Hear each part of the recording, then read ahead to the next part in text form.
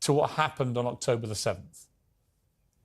Oh, it was terrible, of course. I mean, we kind of get our news kind of also secondhand because, you know, my wife's family, they live in Gaza. They have cousins and uncles there, and their house also was bombed.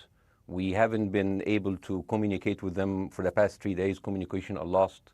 So we don't know actually what is the, how are they doing, but, you know, we're used to that. I mean, it's just like, it's very repetitive. We're used to that. We're used to them being bombed every time and moving from one place to the other. You know, it's just like those Palestinians, they're very dramatic. Israel killing us. But they never die. I mean, they always come back. You know, they're very difficult to kill, very difficult people to kill. I know because I'm married to one. I tried many times, couldn't kill her. I mean, there's a dark humor there, and I understand why, because sometimes... Oh, it's not dark humor. I try to get to her every time, but she uses our kids as human shields. I can never take her out.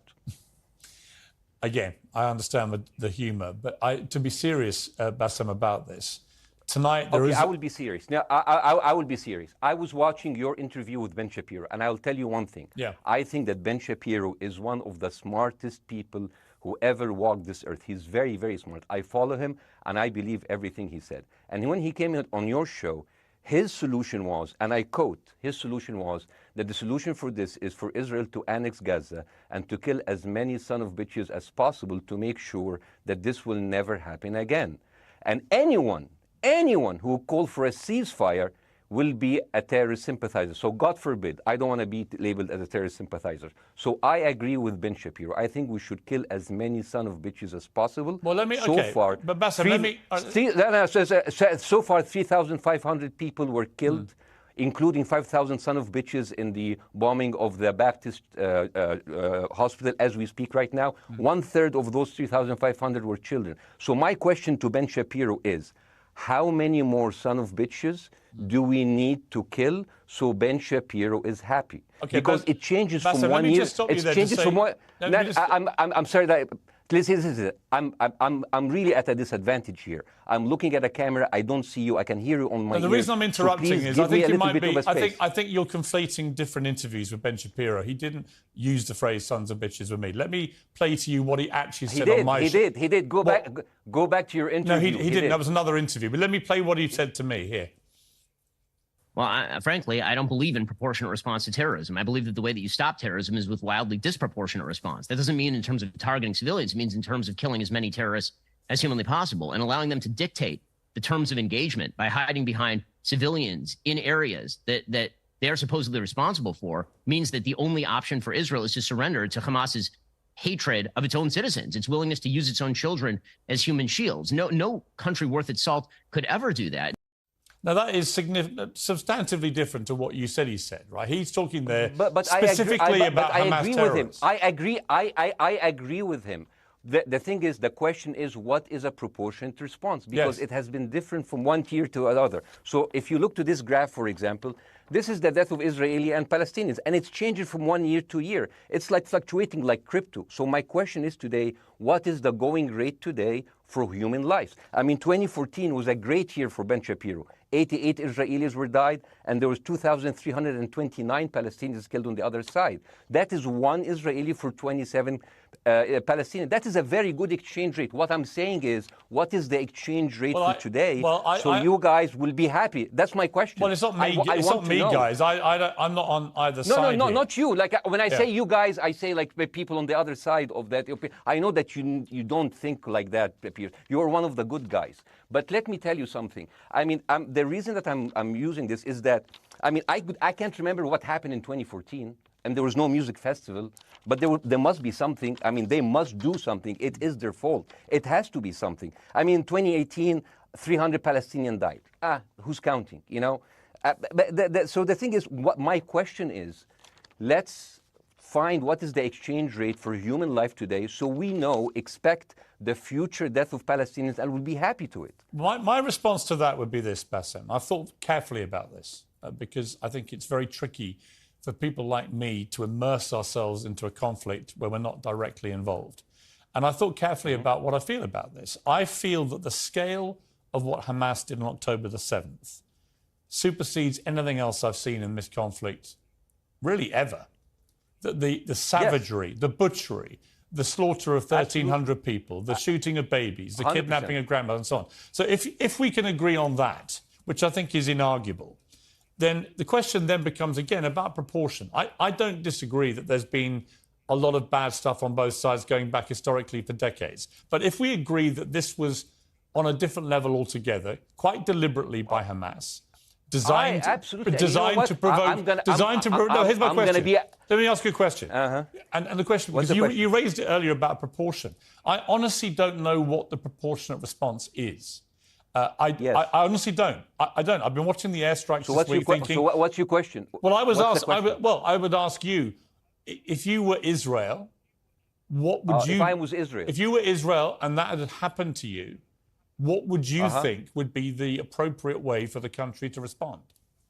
I would do exactly like Israel did, kill as many people as possible, since the world is letting me do it. I mean, I can do it because I can, you know. But the thing is, you know what? I agree with you. And you know what? I'm going to be even ahead of you, because I see the question coming. Do you condemn Hamas for the atrocity? Yes, I condemn Hamas. I condemn Hamas. Hamas is the source of all evil. They're the reason for everything. And you know what? Let's, for a minute, imagine a world without Hamas. Right. What will this world look like? Let's give this word a name, and let's name this word the West Bank.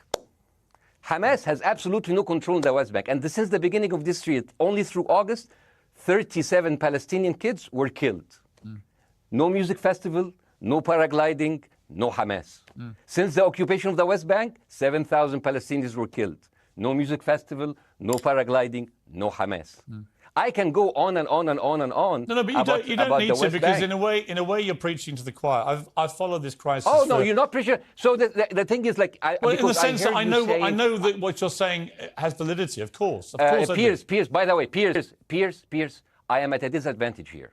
I can hear you. I cannot see you. I am in a claustrophobic room, and so please cut me some slack and don't interrupt me and interrupt my points. Sure. So, because this has to be fair. Understand. Because if you want to only hear your opinion, I can just condemn Hamas and go home. I can do that. So, do you want to do that, or do you have a much more nuanced conversation? No, I absolutely want to have a nuanced conversation. I wasn't aware I was interrupting you. I thought I was letting you speak. Amazing. So let's. I mean, I would say I really applaud Israel for doing one thing that no military force in the world does. Because I heard Ben Shapiro and I heard Ron DeSantis, and they said Israel is the only military force in the world that warns civilians before bombing them. I mean, how fucking cute. That is so nice of them. Because with this logic, if Russian troops started warning Ukrainians before bombing their houses, we're cool with Putin, right? I mean, okay, Habibi, you have warned them, go invade. It's fine. You have done your job. I mean, the thing is, and I understand, and I also heard Ben Shapiro talking about Human Shield. So you remember my wife's family, they live in Gaza. So I asked them, I told them, when Israel give you the nice warning, the cute warning, does Hamas force you to stay in your home so you can be bombed and use as Human Shield? You know what, Hassan here, my wife's cousin, he's a loser, you know. He told me, you know, when I asked him, does that happen? He told me, no. The lying son of a bitch lied to me. I told him, you don't understand. Ben Shapiro and Ron DeSantis keep saying that Israel warned you and Hamas asked you to stay put. So I told you, he's a loser. He never kept a job. He even failed in all of the interviews to become like a Human Shield. I would believe Ben Shapiro. Let me ask you this, So let's go with that. No. Let me ask you At some point, I must be able to ask you questions. It's not a monologue for you, Bassem. If we agree that for the 14,000 casualties, I mean, who's counting, are Human Shield, does that mean that every single one of those civilians was standing, obscuring a military target behind them? Because that's a lot of weapons. I mean, Hamas is packing. No, of course it doesn't.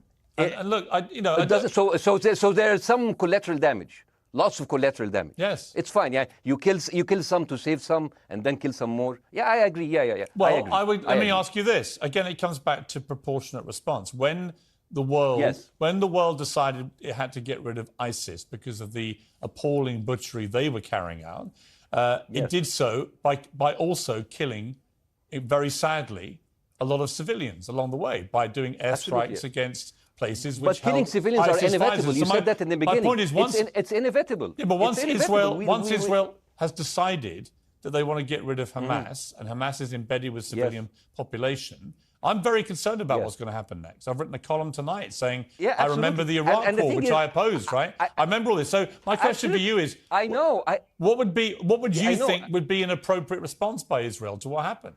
Well, these are years of disproportionate responses of Israel. Right. Did it solve the solution? Did it solve the problem? Did it work before, so it will work? What will be the surprise this time? What will be the twist that will make this work this time? What will be different this time? Seriously, I mean, like, this is only the last 15 years. I mean, because it's too many papers. I just got this. But how will this be different? And the thing is, I am so glad in the introduction that you mentioned the Iraq war. I applaud you, Piers, for saying that, because you were honest about it. You said that spreading lies like WMDs make people look at those people as less of humans, and they would accept the death of 1 million Iraqi, whether by sanctions or by invasion, right? You are a good man. This is amazing. And you know what is similar? Is when you spread the lies of 40 decapitated babies, although it was refuted. So what happens when people hear that, killing babies is horrible. But when you say decapitated 40 babies, you are planting a certain image with a certain trigger in people's mind. Who has said that? Who has said 40? Who has said that? You have said 40 decapitated. Who has said that? You have repeated. No, I haven't. What? I've never said that. You haven't said on your show 40 decapitated babies? Never. Ben Shapiro didn't say it? No. Ron DeSantis didn't say Nobody it? has said Okay, no, nobody said it? No. Oh, okay, maybe I am wrong. Decapitated. Here's you're the wrong. thing. I've never said that. What happened, no, you're wrong. But the thing is, the same thing is happening in Iraq. Ben Shapiro once tweeted, not even about Gaza, about the West Bank, when Israel continued to build the illegal settlement. He said, 2017, Israel likes to build things, and Arabs, not Palestine, not Hamas, Arabs like to bomb crap and live in open sewage. Yeah, I thought that was very the Israeli defense minister, he said, those are human animals.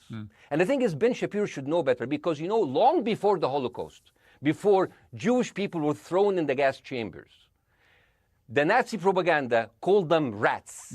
Now, as a human being, I will never accept that another human being being thrown into a gas chamber. But a rat, kill 10, kill 1,000, 3,500. They are son of a bitch. They are human animals who live in open sewage and decapitate babies. And because of that propaganda, Mr. Morgan, that guy in Illinois, the 71 years old guy, he stabbing the 6-year-old Palestinian kid in Illinois 26 times. And he used to play with him. They used to be friends. But he went in, marching into their apartment, stabbing his mother and killing him, shouting, all Muslims could die. Yeah. It took you 80 years to change one word from Jewish to Muslim.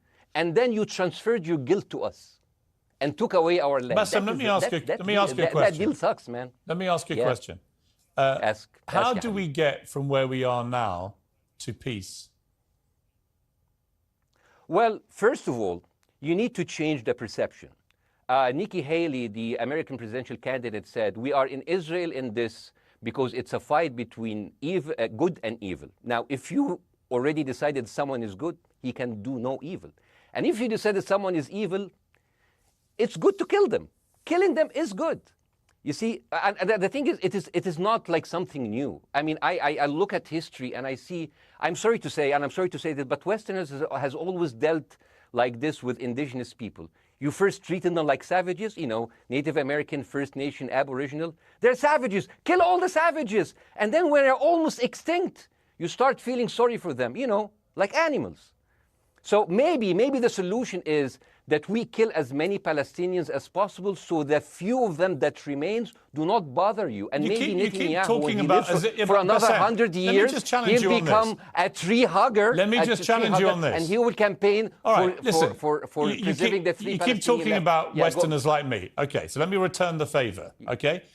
Hamas is dedicated to the complete eradication of Jewish people. I am not the spokesman for Hamas. I'm not saying you are. Why do you keep... I'm not saying you are. The spokesman. You're talking to me. I fucking hate them. Bassem, Fuck Hamas. Hamas. No. Are you happy? you're missing my point. You're talking in a generalized way about people in the West who always talk about Arabs as savages. I don't. No. I'm talking I about never have. America. About I actually Western led the media. I'm talking campaign. about Western. I led the media campaign in this when, country against the Iraq War. Okay, so I don't you see. Are, I don't see one people of in the good Middle ones, East as Piers. savages. You But what are I would one say of is, the good ones. but what I would say am is, not talking about you. You're great. no, it's not about me You're being great. amazing. We love you. It's about the way Hamas behaved on October the 7th was like savages, like a pack of savages. It was the worst atrocity against Jewish people since the Holocaust. There has to be, of course, there has to be a response. They should be eradicated. My question for you is, notwithstanding the history, Bassem, what is the proportionate response? But I don't know. But there's no Hamas in the West Bank, and they're still dying there. So what's your excuse? I don't have any excuse. Okay, what's your explanation? Sorry, my earpiece went down. Listen, I don't make any pretense that this hasn't been a massive problem between Palestine and Israel going back to the mid-40s. We all know this, right? Piers, listen. I'm not saying that you're making excuses, but if you are adopting a certain point of view, you have to at least defend it. I'm telling you, there is no Hamas in the West Bank. What is the excuse? Not your excuse. What is the excuse to kill those people? Well, listen, this question of proportionality is one that... No, answer my question. I've been answering your question. You answer mine. It's actually not my job to answer your questions. It's not. Okay, not your job. Not. I agree with you. I'm more interested in you, who has family in Gaza, who's an Egyptian in the Middle East, right? I'm more interested in what you have to say. Okay, I'm telling you. I think Hamas is the problem, okay? Right. Now, let's say Hamas is removed. Let's Hamas. I'm agreeing with everything. You want me to condemn Hamas? I will condemn Hamas, Hummus, Hassan, everybody. Guys, so wait. I can't hear you. The earpiece. Damn. Okay. Oops. Okay. Yeah. Okay. I do need help. I think. Okay. Just go back. Is he there? You go back. Can you hear me? Okay, go. Thank you, guys. Can you hear, Bassem? Yeah, now I can hear you. Okay. So here's the thing. Can you hear? Okay. Yeah. So, Isaac, let's say, for example, Hamas ceased to exist. Okay? Do you hear me? Yes. Yeah? Hamas ceased to exist today. Now, right now, in Palestine, in West Bank and Gaza, 20% of Palestinians go through Israeli prison system, whether imprisonment, whether interrogation, whether torture. And the rest of them, they live a life of daily loss of land, of homes, of life, and they are suffocated by this. So let me ask you something. If you are a Palestinian living into these conditions for decades, would you sympathize with your oppressor or sympathize with the people who claim they resist them even if they are terrorists? I have made no secret that I think the conditions Palestinians have had to exist under are completely unacceptable. Yeah. I've said that for years. So the question then becomes, how do you forge peace between two warring parts of that region who for decades have approached peace, in my view, with mutual sledgehammers, with no actual desire to have peace? And I think it comes down in the end to great leadership. And I don't think there's great leadership. I don't think, well, hang on, let me make my point. I don't think there's great leadership on either side. Where is the Nelson Mandela figure here to come through all this hatred on both sides? Nelson Mandela? Yeah, where is that Nelson figure? Nelson Mandela actually have criticized Israel for being a horrible state. All of the South African activists have actually called Israel. My point is about how he responded to a country that was so divided. Is a template for how you get to peace, isn't it? I haven't met Nelson Mandela, so I wouldn't know. But like there is a point. There's a very important point here. You know, I want to understand what is the logic of Israel carpet bombing Gaza. I mean, if there's a logic, if this will make Israel safe, I want to hear the logic. So if they continue bombing, what are they hoping to achieve? Well, I think we know what their stated aim is. Their stated aim is to eradicate and wipe out Hamas. They believe Hamas are living predominantly in northern Gaza. They also are aware they're living amongst civilians. So it's an incredibly difficult thing. As I said in my monologue, it is very, very difficult to see how they do this without massive collateral damage. So if I can understand this correctly, basically Israel is doing this to pressure the Palestinian community in Gaza to turn against Hamas. Is that right? I'm sure that's part of it, yes. That's part of it. So this is exactly what terrorist organizations do, because terrorist organizations will have no chance beating a whole nation in battle. So they terrorize and they kill the civilians in order to spread fear and terror so they can turn against their government to change their policy or to resign. You have just compared Israel with ISIS. No, I haven't. I don't see any comparison between It's Israel going to be and the ISIS. headlines tomorrow. Piers Morgan, no, it's Israel not. is ISIS. Lots of ISIS. Only amongst people who weren't listening. The comparison, which course. is more apposite, is ISIS and Hamas. They are both nihilistic Yes, terror groups absolutely. intent on killing as many Jewish people and others as they can possibly kill. And You know what? you can't get peace with people like that. Absolutely. You know what? I'm going to do something that nobody done on your television. You know what I'm going to do on your episode? I'm going to pretend that I'm an Israeli citizen. I'm going to put myself in the place of an Israeli settler in the kibbutz. And I want to speak to my Prime Minister, Benjamin Netanyahu. Mr. Benjamin Netanyahu, I have voted for you because you have promised us peace and prosperity and security. On the 7th of October, those son of bitches Hamas, they went into the fence that is regularly heavily guarded. Usually if there's like a dove that comes close to it, it will be shot. Those people went in and they went for 6 hours before IDF forces was deployed, killing our friends, our families, kidnapping our grandmothers and babies, and went in.